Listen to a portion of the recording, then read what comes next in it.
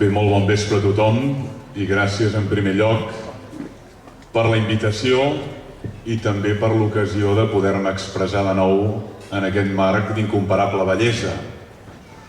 La veritat és que no només ens complau venir a la meva dona i a mi aquí, a Ciutadella, per la bellesa del paisatge i de les seves platges, sinó especialment per Guima, que es crea en aquest angle on ens acullen les clarisses, que hi convergeixen tant la bellesa com la bondat, que pels medievals eren exactament el mateix, la bellesa i la bondat.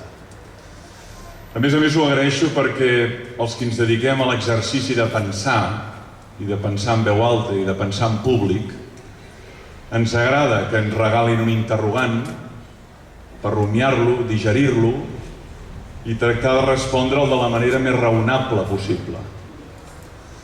I l'interrogant que avui ens convoca és un d'aquells interrogants que és un interrogant extraordinàriament valuós per començar un curs o bé per acabar un estiu. Què vol dir ser bona persona en el segle XXI? Per què dic que és un interrogant d'aquells bons? Primer perquè és intel·ligible. Tots entenem la pregunta. Hi ha interrogants filosòfics que només la pregunta només la capten o la copsen una petita minoria i els altres ja no poden entrar en el debat.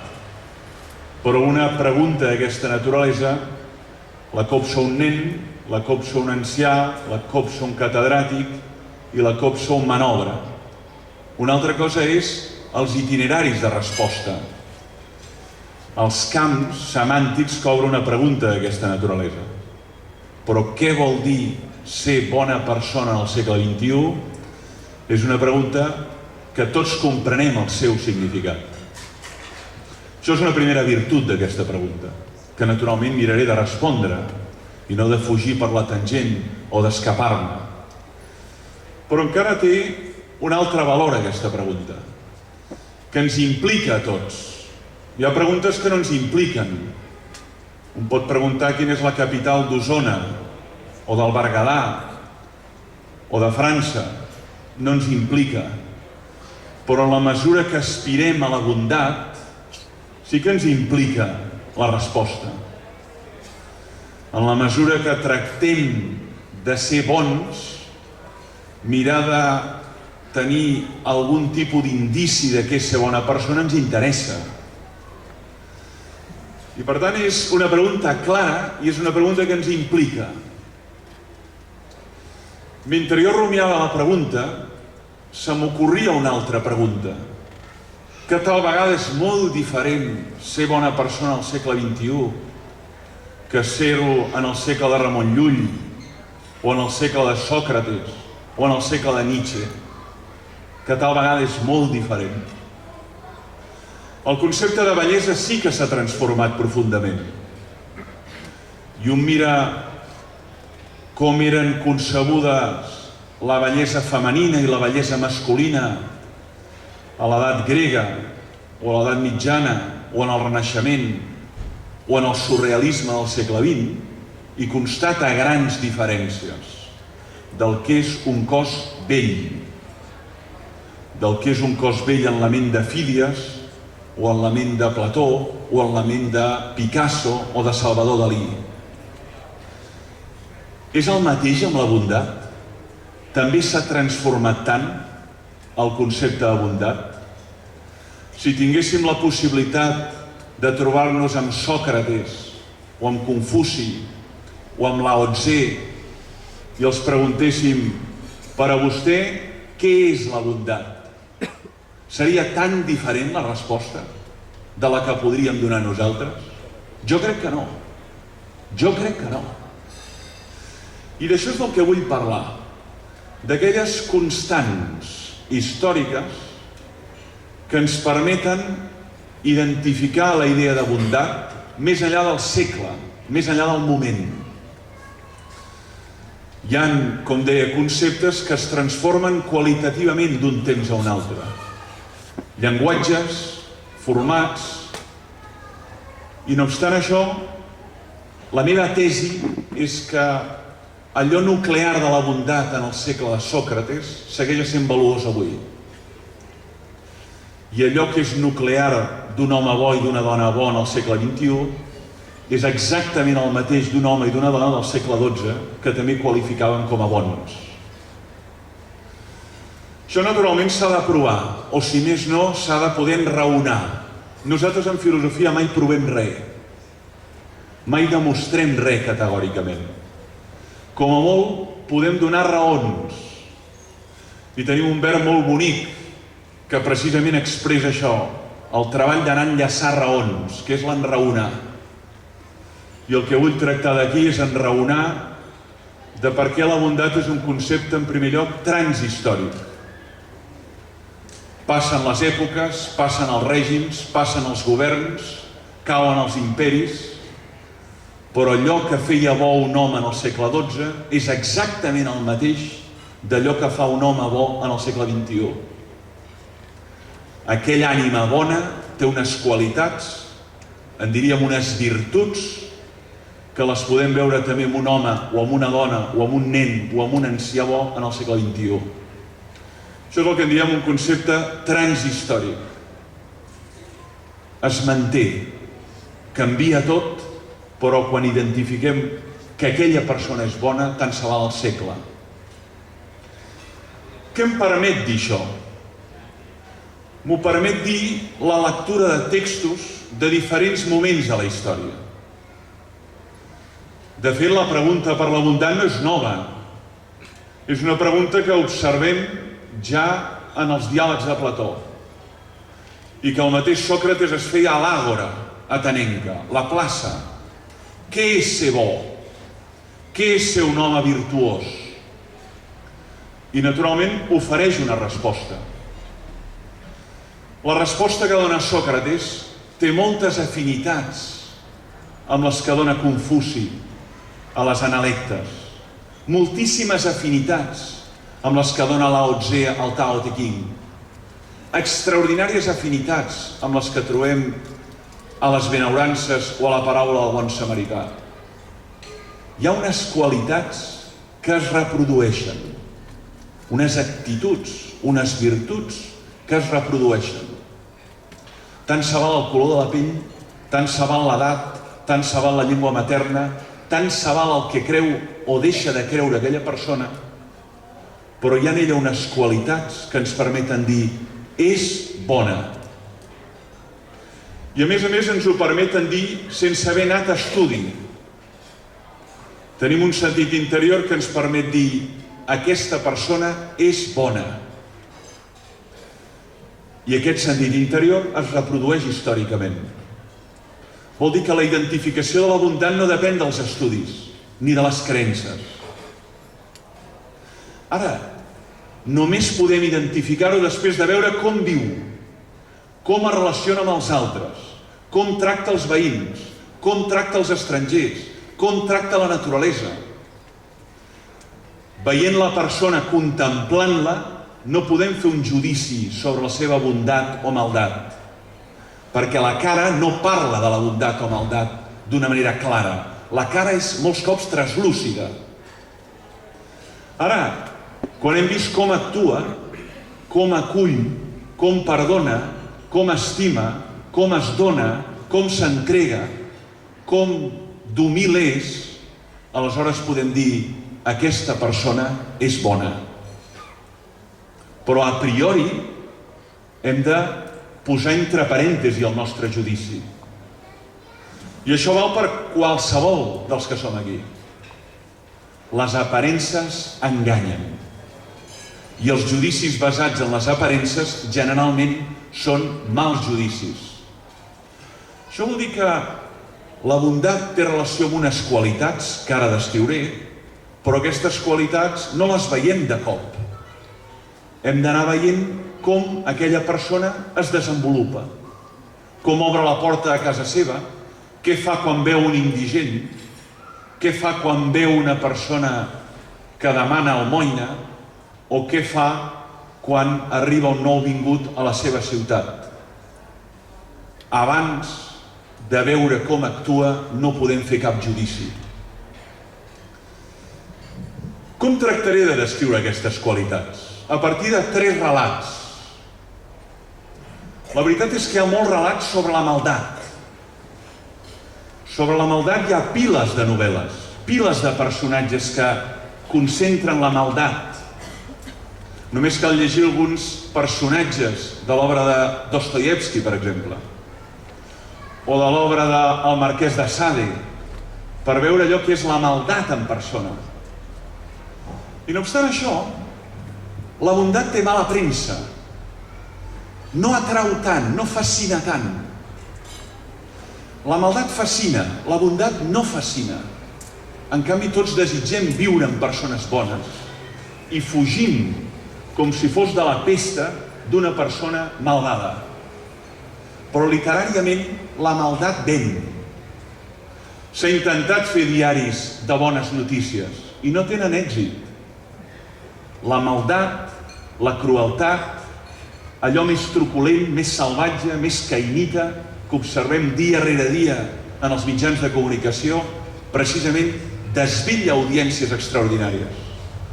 I la bondat no les desvetlla, i en canvi és el que necessitem per viure harmònicament. Hi ha 3 relats. Un primer relat és d'una escriptora que va ser molt jove quan va escriure la seva obra, que la va immortalitzar. Parlo de Mary Shelley, l'autora de Frankenstein o el mite del Prometeu modern. Tenia 17 anys quan ens va regalar aquesta obra extraordinària, tantes vegades articulada en llenguatge audiovisual en el cinema. Frankenstein, o el mite del Prometeu modern. Hi ha una escena d'aquesta obra que per mi és una expressió de la bondat, que és la trobada entre el cec i el monstre.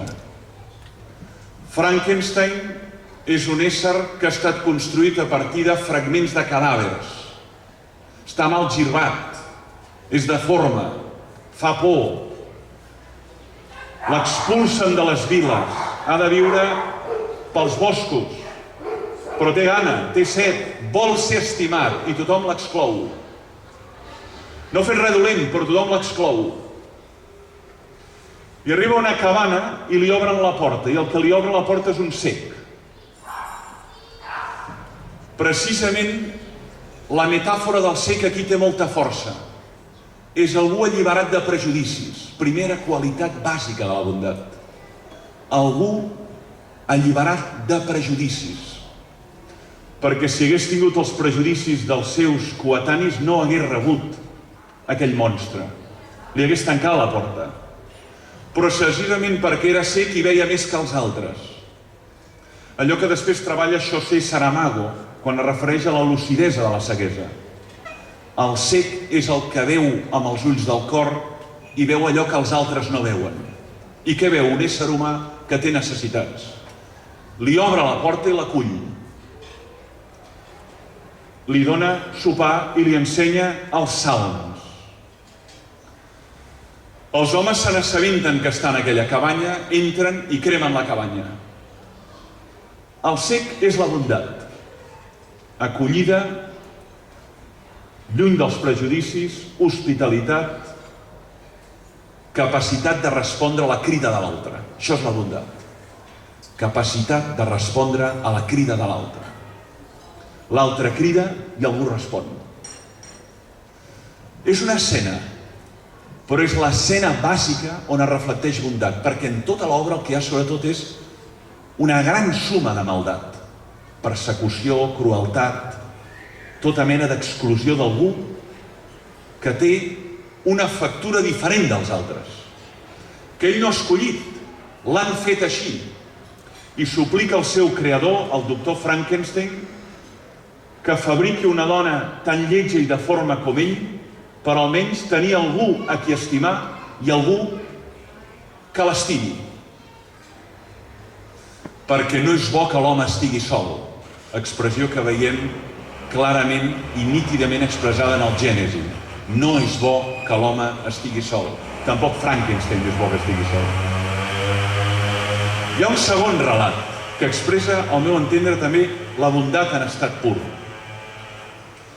És un relat també d'un autor, en aquest cas, autor, no autora, del segle XIX, també del segle XIX, que és Víctor Hugo, l'autor de Nostra Senyora, Quasimodo. Però aquí el relat és dels miserables, i especialment del començar dels miserables. Un reclús s'escapa, té fred, té gana, pica una porta que no és altra que la porta del senyor bisbe, el bisbe Bienvenu, benvingut. Li obre la porta, l'acull, li dona escalfor, sopa, li dona un llit. I el lladre, a la nit, roba els canelobres de la casa, la coberteria d'or i de plata, se la posa dins un sac i s'escapa. L'endemà la policia, la gendarmeria francesa, el deté i el porta a la porta del senyor bisbe. Miri què hem trobat. I miri quin sac porta. I el senyor bisbe diu, tot això que porta aquest senyor li he regalat i encara li dono això. Això és la bondat, que algun dirà estupidesa. Això és la bondat. La capacitat de perdonar incondicionalment algú. I això transforma a Jean Valjean. El transforma. Se sent en deute d'aquella persona. Com pot ser que m'hagi perdonat? Jo que em vaig ser rebut, acollit, i amb ingratitud vaig marxar. Doncs aquest sac li vaig donar i encara li dono més coses. De vegades la bondat sembla estupidesa i en canvi el murri, això que d'una manera incorrecta en diem el pillo, el murri, diem que és llest, que és hàbil. Que és incompatible la intel·ligència amb la bondat? Que quan un és bo necessàriament ha de ser un beneit, un estúpid?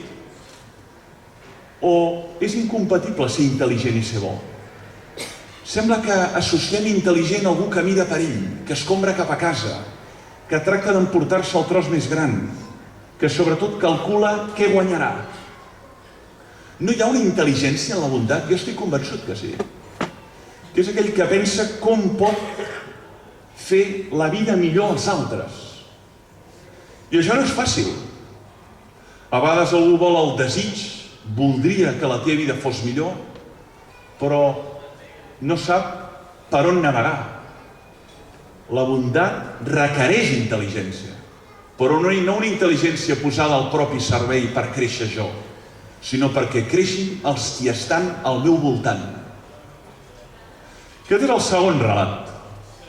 I ara vaig a un relat que pertany a una tradició religiosa i que és un relat que poc o molt tots tenim en allò que en diríem la nostra ànima, el nostre disc dur, que és el relat del bon samarità, que ha estat comentat per creients i per no creients.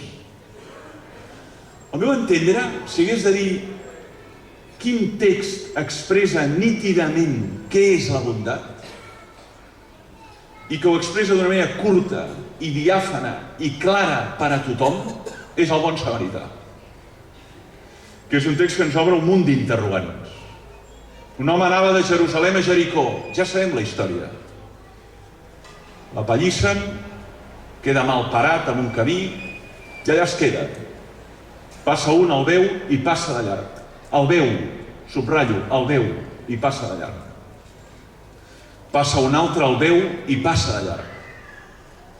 Això en diem indiferència. La indiferència és absolutament contrària a la bondat. Algun testimoni ho ha expressat molt nítidament. Allà on hi ha indiferència no pot haver-hi bondat. Si tant més com l'altre viu, malviu, dorm, pateix, si tant més com està, no hi ha bondat possible. La bondat, per definició, és obrir el cor a l'altre. Per això va íntimament lligada a la compassió ben entesa. Aquell que espera. I quan un espera, immediatament canvia la trajectòria de la seva vida. El bon samarità para. De 3 para 1, però para. Què vol dir ser persona bona en el segle XXI? Parar-se. D'entrada, parar-se. Necessita alguna cosa, vostè? Parar-se, però no com un espectador, no com algú que contempla allò, a veure què passa. Parar-se i actuar. I quan un actua, necessàriament, el primer que fa és perdre temps per l'altre. Ser bo és estar disposat a perdre temps per l'altre. Pel fill que està creixent, per aquella persona que no entén un tema, per aquella àvia que té dificultats en creuar un carrer. Ser bo en el segle XXI és estar disposat a perdre temps per l'altre. A fons perdut. Algú que no coneix, algú que no sap qui és, algú que no és de la seva ètnia.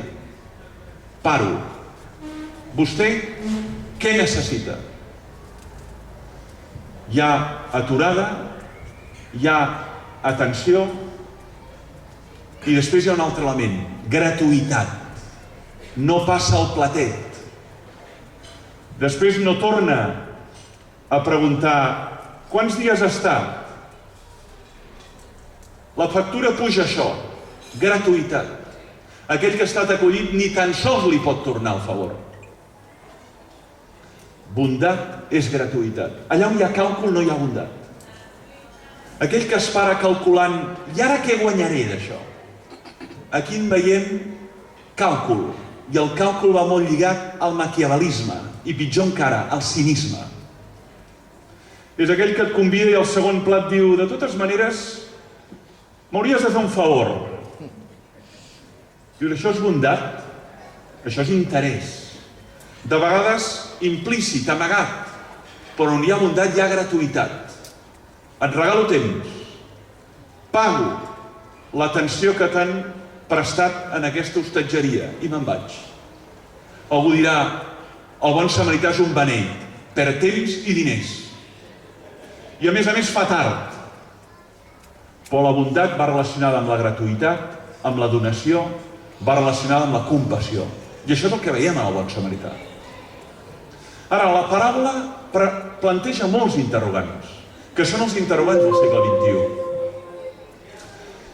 Si el bon samarità cada 5 metres s'hagués trobat algú malferit, què hagués fet? Hagués caigut en allò que el papa Francesc diu la globalització de la indiferència? Si en el camí de Jerusalem a Jericó cada metre s'hagués trobat un individu malferit, què hagués fet el bon samarità? Hagués passat de llarg? Aquesta és la qüestió clau del segle XXI. Estem acostumats a veure malferits, indigents, maltractats, explotats, ferits, expulsats, piles de persones que volen venir a la Ítaca d'Europa i que moren en aquesta bassa de cadàvers que en diem Mediterrània. Piles de persones. I llavors quina experiència té el ciutadà? Quina experiència tinc jo davant d'aquestes imatges? Impotència.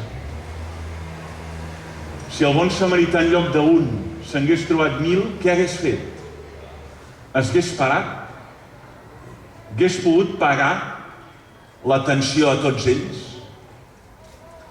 Hi ha una imatge molt bonica en un llibre de pedagogia que es diu El tacte en l'educació, que són 2 vells professors passejant per una platja, com aquestes tan boniques que tenen aquesta illa. Però en aquella platja hi ha centenars d'estrelles de mar movent-se, agonitzant sobre la sorra. Són 2 vells professors, 2 vells amics. I un s'ajup, agafa una estrella i la llança cap al mar. I l'altre diu, però què fas, Benell? No veus que n'hi ha milers? Diu, sí, però aquesta ja viu.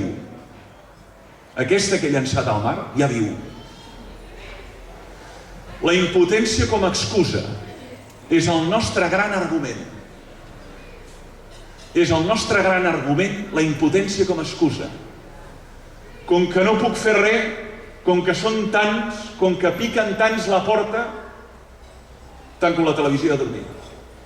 I demà serà un altre dia.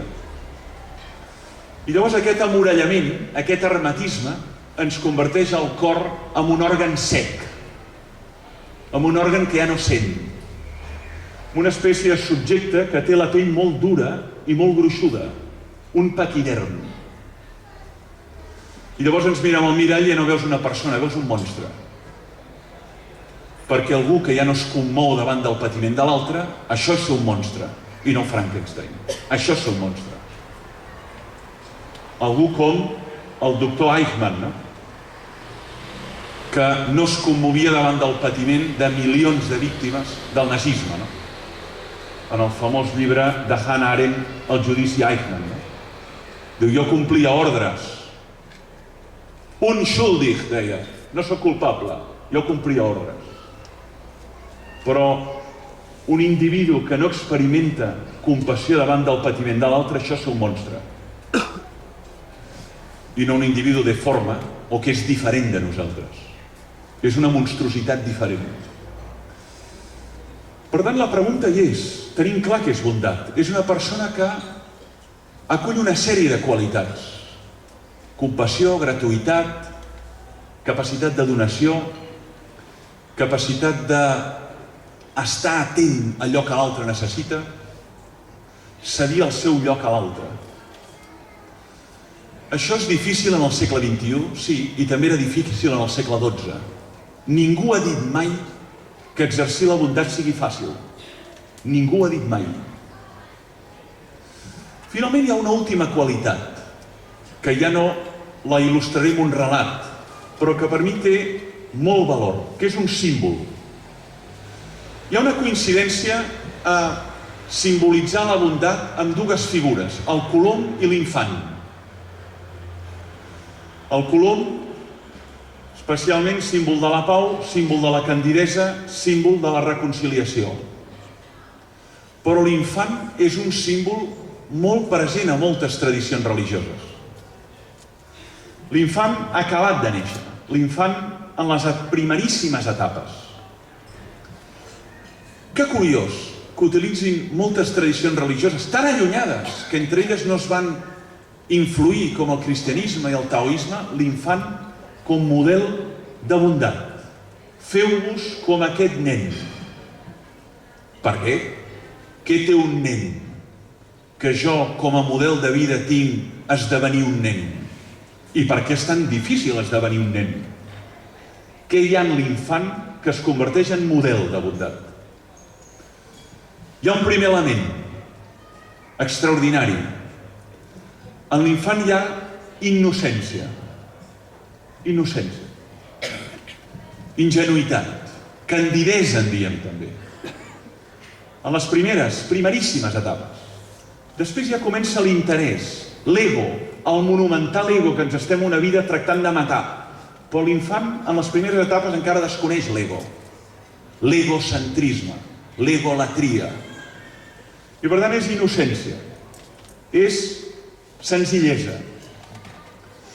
És, a la vegada, algú que viu harmònicament amb la naturalesa. Encara no coneix les convencions, els artificis, les normes, les pautes, les fronteres, bo, dolent, correcte, incorrecte. Viu en comunió amb la naturalesa. Però aviat el anem domesticant. Això no es fa aquí. Això no es diu. Això és incorrecte. No facis això. Però l'infant viu en comunió amb la naturalesa. Per això és un símbol tan valuós en les tradicions orientals, on l'element natural és tan valuós com a expressió del sagrat. L'infant viu en comunió amb la naturalesa. Això és ser bo, també. Viure en comunió amb la naturalesa. No ferir-la, no maltractar-la, no explotar-la per treure el màxim benefici. La darrera encíclica del papa Francesc, Laudato Si, precisament partint del càntic de les criatures de Sant Francesc, val la pena dir-ho en un lloc tan especialment significatiu com aquest, no? Sant Francesc i Santa Clara. Lloat siguis, Senyor meu.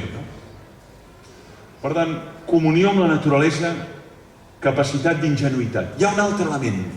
L'infant oblida. Als adults ens queda el rancor, la maleïda llosa del rancor. Amb aquell no m'hi parlo. Perquè fa 10 estius em va dir una cosa. En aquesta taula no seuré, perquè una cunyada va dir això fa 4 Nadals. El rancor, el ressentiment, que és un verí per l'ànima. Allà on hi ha home rancorós difícilment hi ha bondat. La bondat té a veure amb el perdó, i els infants són molt elàstics amb el perdó. Es barallen al matí i al migdia han fet les paus. Els adults ens barallem i a vegades triguem 40 anys a abraçar-nos. I a vegades n'hi ha 40 anys. S'ha endurit. La capacitat de perdó s'ha endurit. Resulta molt més difícil. Per tant, hi ha aquesta capacitat d'oblidar ràpidament, de no guardar el còmput de les faltes, dels deutes, dels greuges que m'ha comès aquella persona. Nietzsche en el Zaratrusta diu: l'infant és l'oblit, l'etern sí a la vida, al començament, al joc. Nietzsche, que també posa l'infant com el model, el punt d'arribada. Diu: l'esperit s'ha de transformar de camell en lleó i de lleó en infant. Curiosament, també l'infant és el lloc d'arribada. Nietzsche, l'esperit anticristià per definició, posa l'infant com a lloc de trobada. Tant aquest símbol és valuós, concloc ja. A vegades un símbol val més que 1000 paraules. Aquell infant càndid, dependent, en comunió amb la naturalesa, que no guarda rancor, que no calcula quin benefici trauré d'això, que s'abandona al pit de la seva mare, això és bondat. Això és bondat. Per tant, responc, ser bo en el segle XXI és alguna cosa distinta que ser-ho en el segle XII. Ser bo en el segle XXI a Catalunya és diferent de ser-ho a Xangai o de ser-ho a Tasmània? No. Per diverses que siguin les cultures, les tradicions religioses, les èpoques, tenim aquest sentit interior que ens permet identificar quan algú que està amb nosaltres és una bona persona.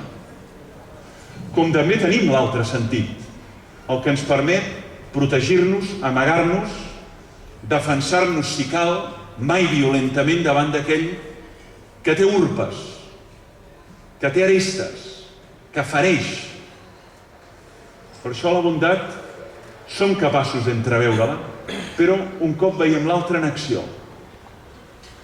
Així quiets, el rostre és difícil. Diuen, el rostre és el mirall de l'ànima. Sí, però hi ha rostres molt translúcids, molt ambigus. I en canvi sí que pots jutjar l'altre un cop has vist com actua, com ha obert la porta, com ha perdonat, com ha entregat el poc que tenia perquè els altres tinguessin, com ha donat, si cal, la seva vida perquè un altre pogués viure com Maximilià Kolbe. Dius, aquí hi ha bondat. Tant se val si és ateu, si és agnòstic, si és creient. Aquí hi ha un home bo, perquè et dona allò que és perquè un altre pugui ser. I en aquest cas extrem dona la seva mateixa vida. Així és com jo ho veig, i si hagués de desenvolupar-ho per escrit, seguiria exactament aquests paràmetres. Ara cloc agraïm de nou l'atenció, la qualitat d'aquesta escolta i també que m'hagin convidat per segona vegada, que he vingut molt complagut amb la meva senyora. Moltes gràcies a tothom.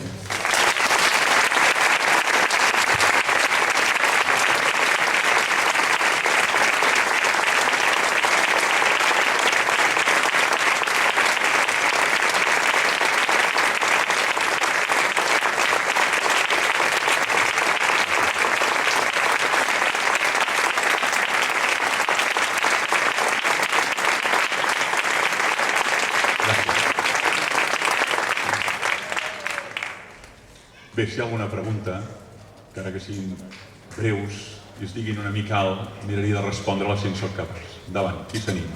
Són molts, aixequin la mà i preguntin. A pit descobert. Endavant. En quin moment estàs de l'apocalipsi? Miri, jo per definició no sóc apocalíptic. No ho sóc. Jo crec que acabarà bé la història. Encara que tots els indicis són de que no acabarà bé. Però jo no sóc apocalíptic. Sí, però que no estàs molt a prop de dir està bé. Hi ha diferents formes d'entendre el final.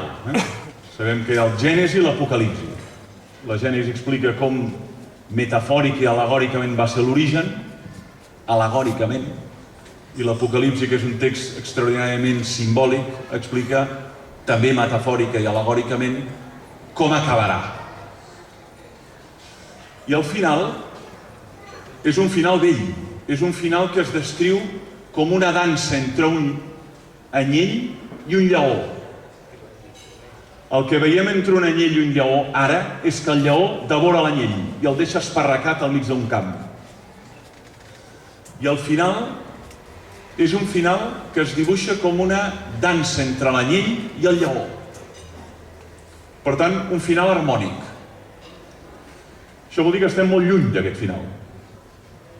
Però jo no soc d'aquells que pensen que estem més a prop del final pervers. Encara que el present és molt obscur i per algunes persones extraordinàriament fosc. Però no sóc apocalíptic, sinó que sóc esperançat respecte al que vindrà. Tot i que els indicis molt sovint m'inviten a ser apocalíptic. Més preguntes, sisplau. Creus que igual de fàcil igual de fundadors o de gran ciutat o poblat? Repeteixo la pregunta. Diu, la bondat té a veure amb l'espai?